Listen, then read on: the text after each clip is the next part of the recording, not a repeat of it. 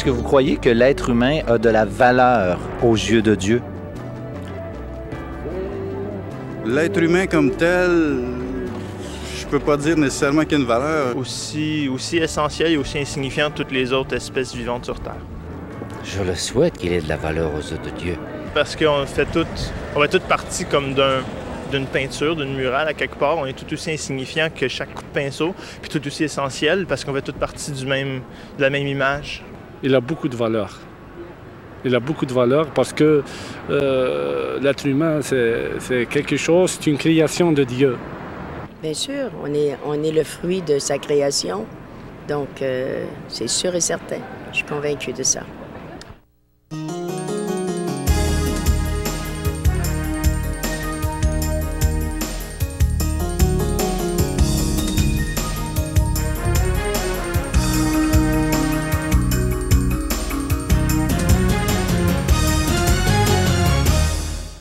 Bonjour et bienvenue à l'émission L'heure de la bonne nouvelle en ce dimanche matin. C'est déjà notre 10e émission de cette présente série qui a pour thème « Si tu connaissais le don de Dieu ».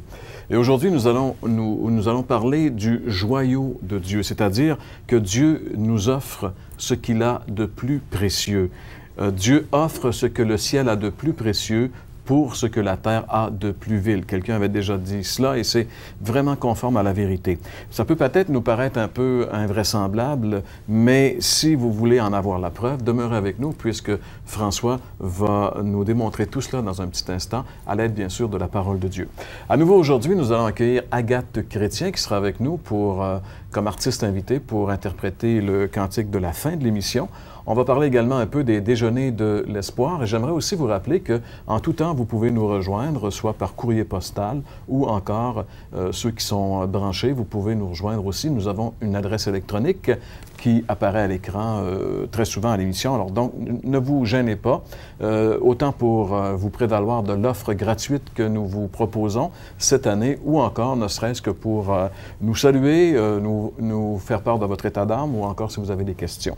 François, l'échantillonnage d'opinion qu'on a pris au début de l'émission nous amène à vraiment conclure que finalement, si on ne reconnaît pas l'existence de Dieu comme tel, il semble que l'être humain n'a pas beaucoup de valeur. Non, mais c'est ça. Il semble que c'est la base, le fait de croire que Dieu existe est en relation directe avec le fait que l'être humain a de la valeur. Et l'absence de croire que Dieu existe reste dans le vague en relation avec la valeur qu'a l'être humain. On a entendu des gens là, qui ont parlé d'un ensemble de choses chacun de ces points-là avait la même valeur relative. Et on va voir ensemble aujourd'hui, de toute façon, que l'être humain a une valeur bien au-dessus même de la création qui elle-même est loin d'être sans valeur. Oui, parce que dans le récit de la création, dans le livre de la Genèse, il est dit que l'homme a été créé à l'image de Dieu. Et en réalité, c'est la seule créature de qui il est dit qu'il a été fait à l'image de Dieu. Et si Dieu nous a donné ce qu'il avait de plus précieux, c'est-à-dire le joyau du ciel, la personne de son Fils unique, c'est parce que certainement, il avait à cœur de rescaper la race humaine qui était à la dérive à cause du péché.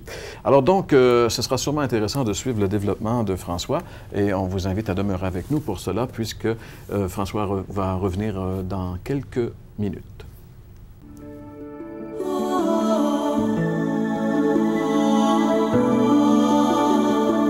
Selon la Bible, l'être humain a-t-il de la valeur pour Dieu?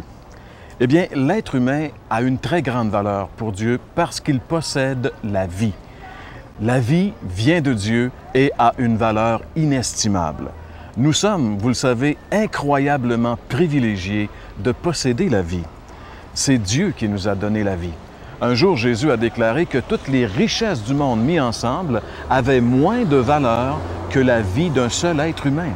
Ce sont les paroles de Jésus qu'on peut lire ensemble dans l'Évangile selon Marc, chapitre 8 et le verset 36. Jésus dit ceci: « Si un homme parvenait à posséder le monde entier, à quoi cela lui servirait-il s'il perd sa vie? » Et le plus grand privilège que nous avons dans cette vie terrestre, c'est de pouvoir saisir la vie éternelle. Un jour, Jésus a dit, « Celui qui croit en moi a la vie éternelle ».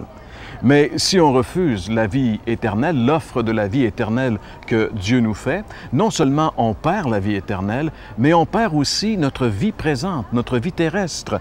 Sans Dieu, notre existence sur la terre devient une immense frustration et ça se termine par l'entrée dans un cauchemar éternel. Si Dieu nous a donné ce qu'il avait de plus précieux, c'est-à-dire son Fils, c'est parce que l'enjeu est très grand. Oui, chaque être humain a une très grande valeur pour Dieu. Et cela est d'autant plus évident puisque pour le racheter, Dieu a dû payer de son propre Fils unique. Avez-vous réalisé la valeur que vous avez? Avez-vous accepté le rachat de Dieu en Jésus-Christ? Même si un homme possédait toutes les richesses du monde entier, cela ne lui servirait absolument à rien s'il perdait sa vie. Oui, mes amis, l'homme a une très grande valeur pour Dieu. Vous aimeriez approfondir les réflexions proposées dans cette émission? L'Heure de la Bonne Nouvelle vous offre gratuitement un exemplaire du Nouveau Testament, ainsi que le livre « Il l'a fait aussi pour vous » de Max Lucado.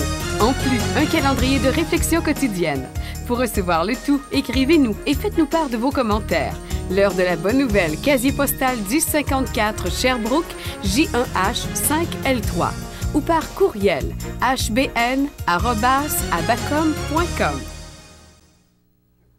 Pour poursuivre votre réflexion, nous vous invitons à un déjeuner de l'espoir organisé à travers la province. Téléphonez au 1-866-335-3863, 1-866-DÉJEUNE pour connaître les détails concernant l'endroit, la date et l'heure pour votre région.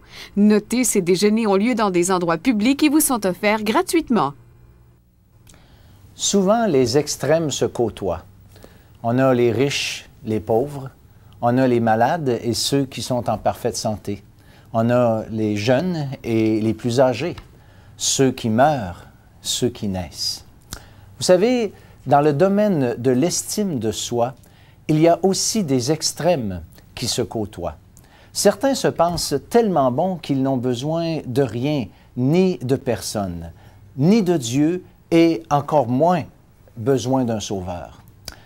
À les entendre, il semble que Dieu lui-même gagnerait à les connaître davantage.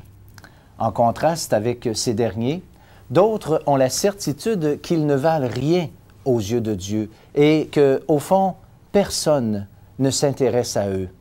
Parmi eux, beaucoup en viennent même à croire sincèrement qu'à cause de leurs nombreux péchés, il est impossible que Dieu puisse un jour leur pardonner. Ils sont trop méchants, pense-t-il. Comment Dieu, lui, voit-il tous ces gens? Voilà certainement la bonne perspective à considérer pour vraiment connaître si nous avons de la valeur réellement.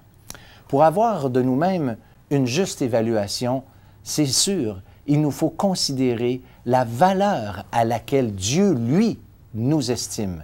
Ainsi, nous pourrons avoir une juste opinion et une opinion équilibrée de nous-mêmes. Je me propose donc de considérer avec vous la valeur de l'être humain et ce, dans la perspective de Dieu. Si je donne un titre à mon message aujourd'hui, eh bien, ça serait simplement « Dieu y a mis le prix ».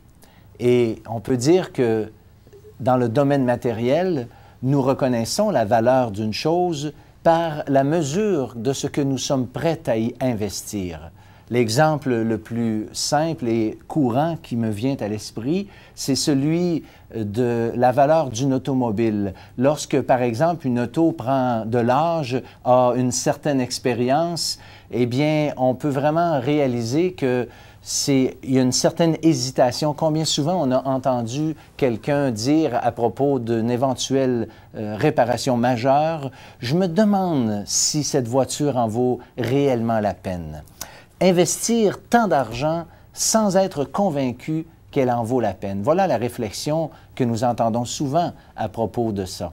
Eh bien, on peut dire par contre que pour une maison, par exemple, bien, même qu'elle aurait un certain âge, souvent le prix serait justifié d'y investir non moins que la valeur, par exemple, d'une automobile. Ainsi, ce qu'on est prêt à y investir indique d'une façon certaine la valeur relative que possède pour nous telle ou telle chose.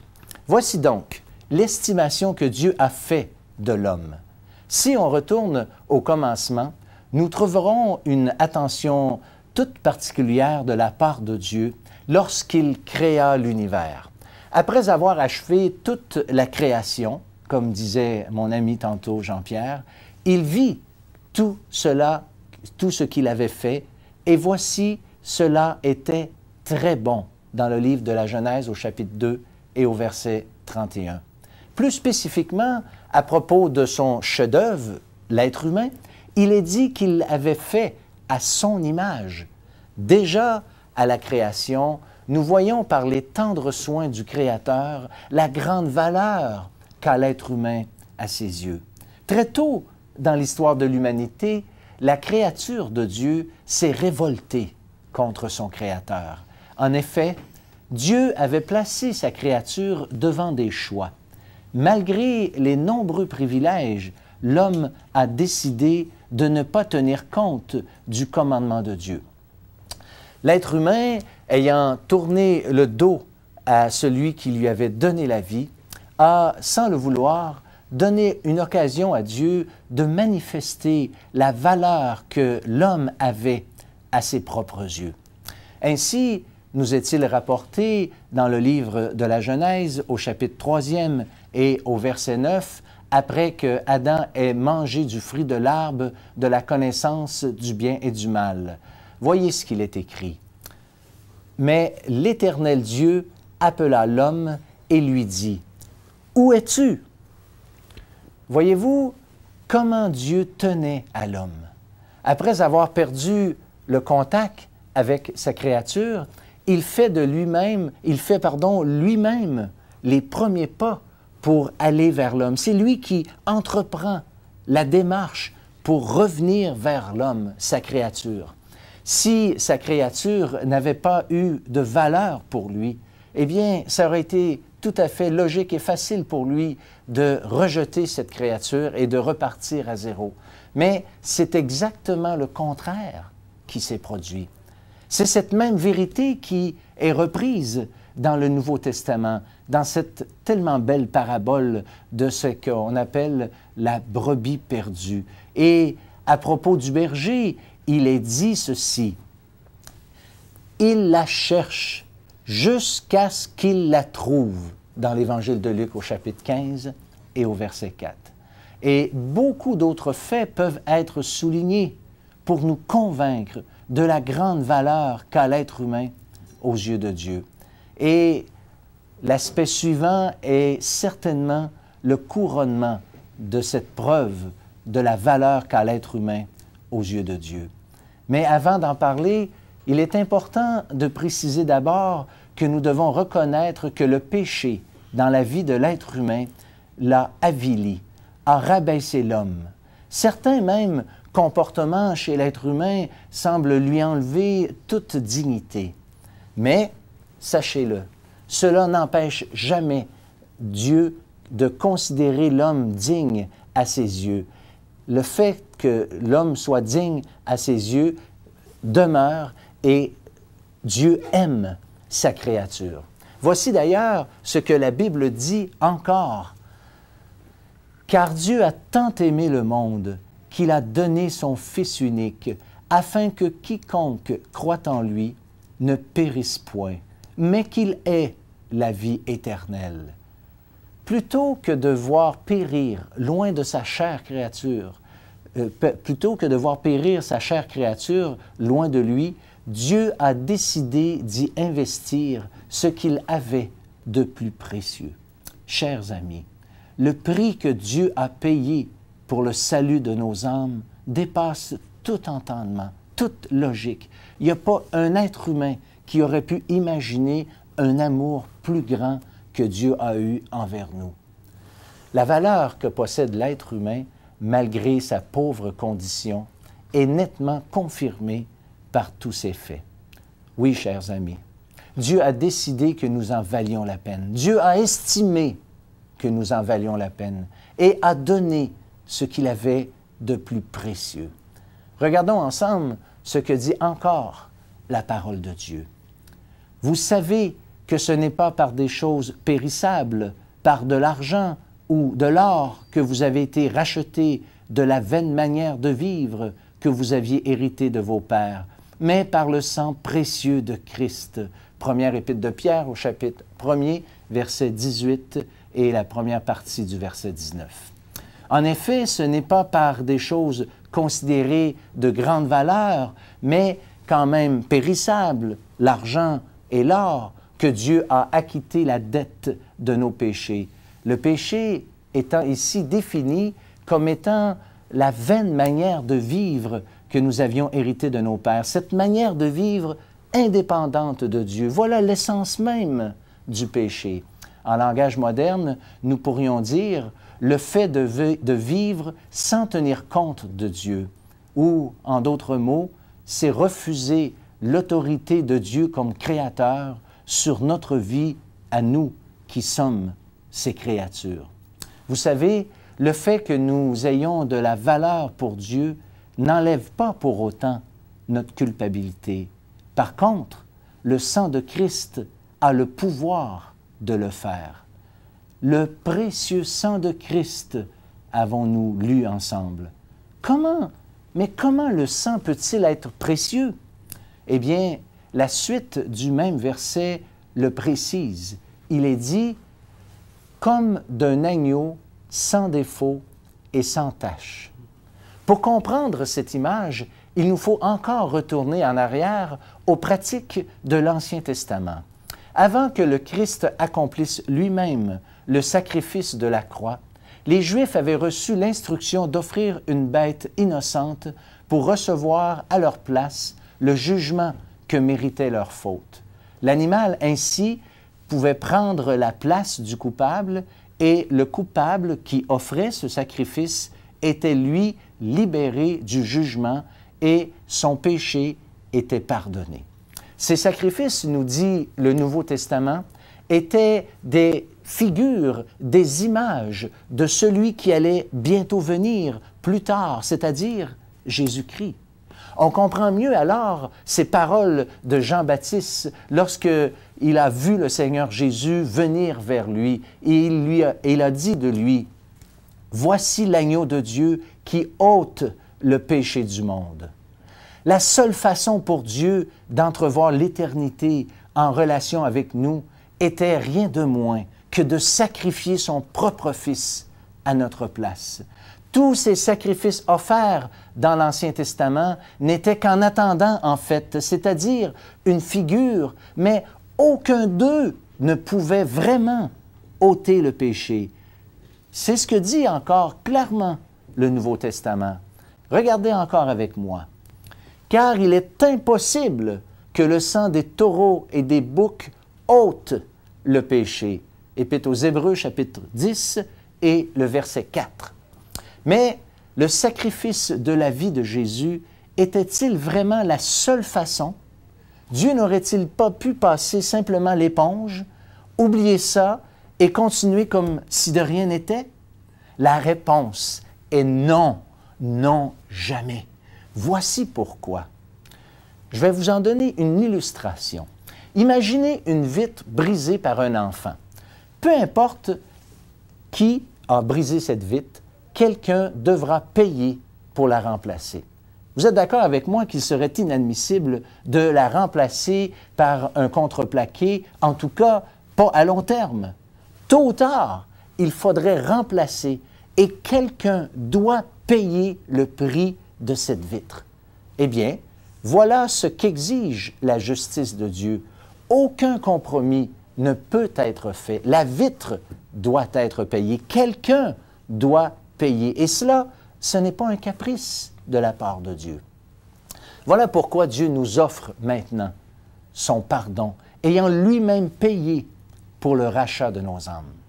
Pour recevoir cette offre merveilleuse, il nous faut simplement reconnaître que le sang précieux de Christ versé à la croix est la seule et unique alternative pour obtenir un pardon de Dieu. C'est la foi qu'il nous faut dans ce que le Christ a accompli sur la croix. C'est une question de vie, c'est une question de mort, c'est une question de mort éternelle ou de vie éternelle.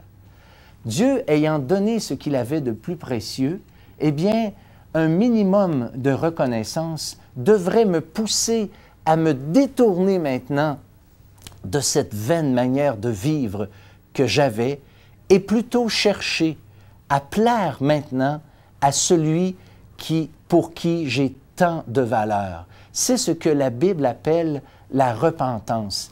Et on veut maintenant se retirer des choses que nous connaissons comme étant des choses que Dieu a en horreur et se tourner vers lui pour simplement chercher, en lui rendant grâce, de faire ce que lui, il veut que nous fassions.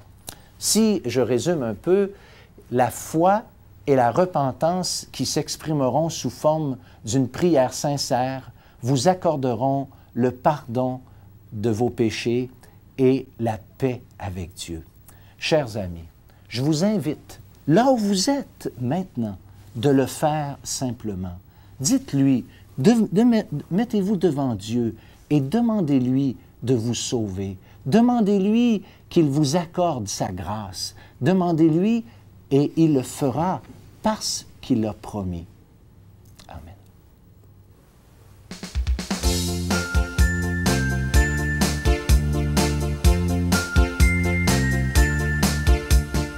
Il a quitté son trône pour aller à la croix pour toi.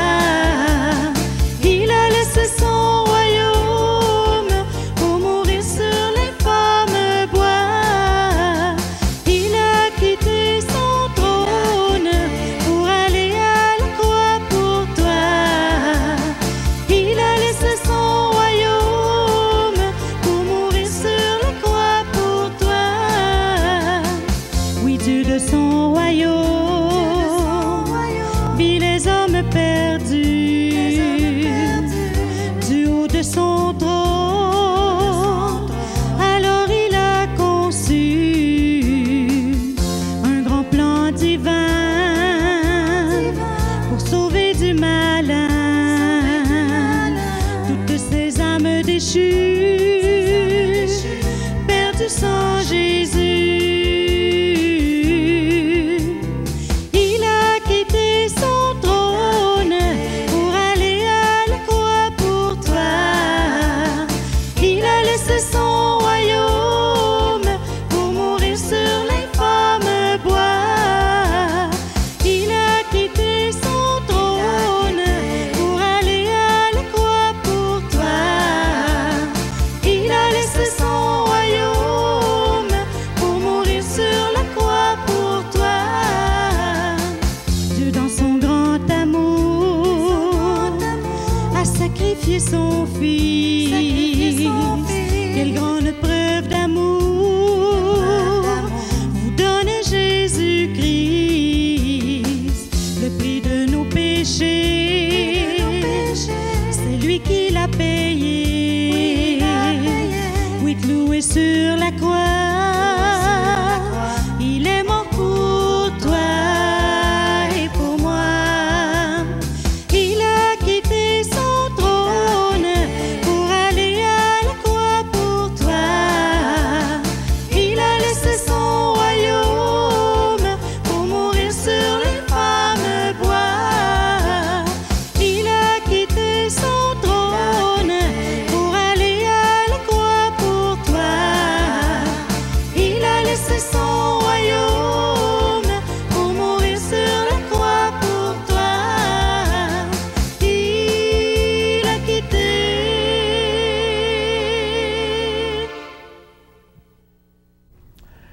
Merci beaucoup, Agathe Chrétien, qui chantait ce merveilleux cantique. Ces paroles merveilleuses qui nous rappellent justement l'histoire de la bonne nouvelle, c'est-à-dire, il a quitté son trône, il a laissé la gloire du ciel. Il est question, bien sûr, du Fils de Dieu, du Fils unique de Dieu qui, de toute éternité, faisait les délices. C'est le joyau du ciel. Il était, la Bible le révèle, adoré par des millions d'anges. Et puis, un jour, il a quitté ce trône. Il est venu sur la terre, c'est-à-dire il s'est humilié en prenant un corps semblable à un homme. Lui qui est le Créateur est devenu semblable à une créature. Il est venu ici-bas dans un but précis. Il est parti à la recherche des brebis perdues. N'est-ce pas le beau message de l'Évangile quand même, Gaston? Ah oui, Jean-Pierre. Et justement, François nous a parlé du berger qui est à la recherche de cette brebis perdue jusqu'à ce qu'il l'ait trouvée. On voit la peine que le berger se donne jusqu'à ce qu'il ait trouvé cette brebis. Et une fois, lorsqu'il trouve cette brebis, bien, il la ramène. Et puis là, il appelle ses amis. Et puis, il se réjouit. Et le Seigneur de dire, il y a de la joie dans le ciel pour un pécheur qui se répand. Alors, ça nous montre la valeur aussi de la brebis. Et en fait, François nous a parlé un peu de l'Ancien Testament, les sacrifices qui étaient offerts pour couvrir le péché de l'homme. Dans l'ancienne économie, la brebis répondait pour le péché de l'homme. Dans le Nouveau Testament, bien, c'est le berger, lui, qui vient et qui sacrifie sa vie pour le péché de l'homme. Jésus dit, moi, le bon berger donne sa vie pour ses brebis. Et ça démontre encore la valeur que Dieu place sur chaque être humain. Le Seigneur a donné sa vie pour ses brebis, pour ceux qui vraiment sont prêts à l'accueillir comme berger, comme sauveur. Et puis on espère que vous êtes reconnu comme étant cette brebis perdue et que vous êtes venu au Sauveur qui vous aime, que vous avez reconnu la voix du bon berger et que vous êtes venu à lui. Si vous voulez également participer à un déjeuner de l'espoir dans la région de Québec, François, en fin de semaine prochaine, il y a un déjeuner. Oui, c'est ça. C'est chez Pizza Royale, au 980 rue Commerciale à Saint-Jean-Chrysostome, 9h, samedi le 22 mars prochain. Je serai là, j'animerai ce déjeuner, puis j'aurai un invité qui lui-même donnera son témoignage. Alors, tous les gens de la région, de la Rive-Sud de Québec particulièrement, peuvent communiquer puis aller à ce déjeuner. Ils seront les bienvenus. Bien sûr, c'est gratuit. C'est toujours gratuit. C'est toujours la même formule, là. OK. Merci bien, François. Bien, c'est déjà presque que le temps de se quitter. Le temps de vous rappeler que nous serons de retour la semaine prochaine, bien sûr, pour une autre émission de l'Heure de la Bonne Nouvelle. Et aussi, si vous avez des questions suite à ce que vous avez entendu au cours de l'émission, ou encore vous vivez certaines difficultés, vous aimeriez savoir ce que la Bible pense de telle ou telle chose, gênez-vous pas. Vous avez notre adresse postale qui apparaît à l'écran dans un instant, notre adresse électronique. Vous pouvez, par l'un ou l'autre de ces moyens-là, nous rejoindre et soyez assurés que nous allons prendre très au sérieux parce que nous lisons toutes les lettres qui nous parviennent et puis nous faisons notre possible pour essayer de répondre aux questions que vous nous posez. Merci d'être avec nous à l'Heure de la Bonne Nouvelle. Passez une excellente semaine et on vous donne rendez-vous la semaine prochaine pour une autre émission de l'Heure de la Bonne Nouvelle. À la semaine prochaine. Pour poursuivre votre réflexion, nous vous invitons à un déjeuner de l'espoir organisé à travers la province. Téléphonez au 1-866-335-3863, 1-866-DÉJEUNE pour connaître les détails concernant l'endroit, la date et l'heure pour votre région. Notez, ces déjeuners ont lieu dans des endroits publics et vous sont offerts gratuitement. Vous aimeriez approfondir les réflexions proposées dans cette émission? L'Heure de la Bonne Nouvelle vous offre gratuitement un exemplaire du Nouveau Testament, ainsi que le livre « Il l'a fait aussi pour vous » de Max Lucado. En plus, un calendrier de réflexion quotidienne. Pour recevoir le tout, écrivez-nous et faites-nous part de vos commentaires. L'Heure de la Bonne Nouvelle, casier postal 1054 Sherbrooke, J1H 5L3. Ou par courriel hbn@abacom.com.